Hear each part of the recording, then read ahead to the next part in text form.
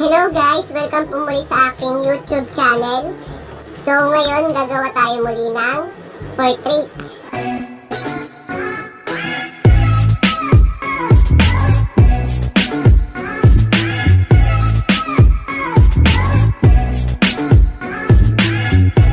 Bali, isa sa mga nag-comment sa akin sa YouTube ay si Lerma.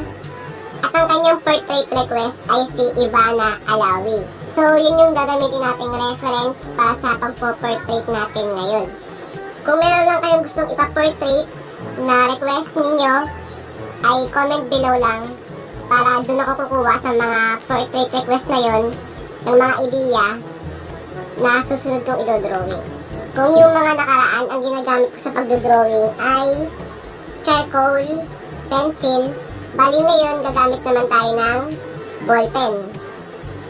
Black and blue ballpen lang yung gagamitin natin. Hindi tayo mag-sketch, no? Diretso drawing na kagad tayo. So, hindi na natin patatagalin yung ating pagdodrawing. Mag-uumpisa na tayong mag-portrait.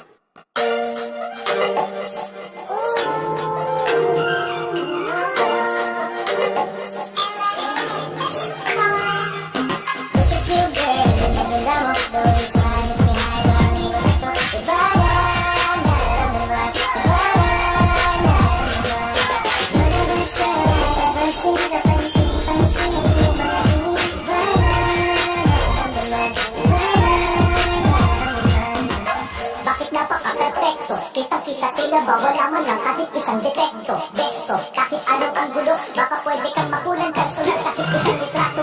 Pampakalma lang kasi nga alam mo bang pag di ka nakikita ay tumataas pagkahibang ko. Hindi mo, ganda mo, ngipit ka nga ulit para naman bungay ang araw ko.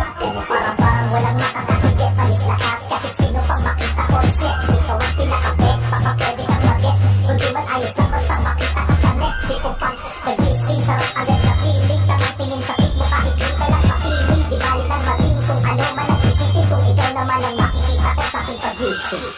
Look at you girl, ang ganda mo, those lines behind the mirror.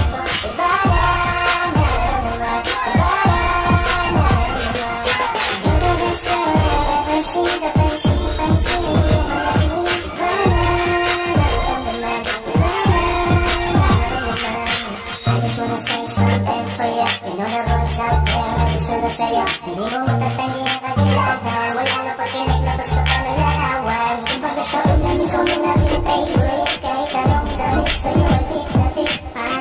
Malamang malam, kumakanta ka ba baka pwede kita na makapit. Minsan ka ba na makita ka? Kung may pagkakataon may nalapitan ka. Ang pagbibig ng regalo, kasi pag nangyari na kapag nanaro. Dami-dami ko napapansin yung ibig sa akin ang naging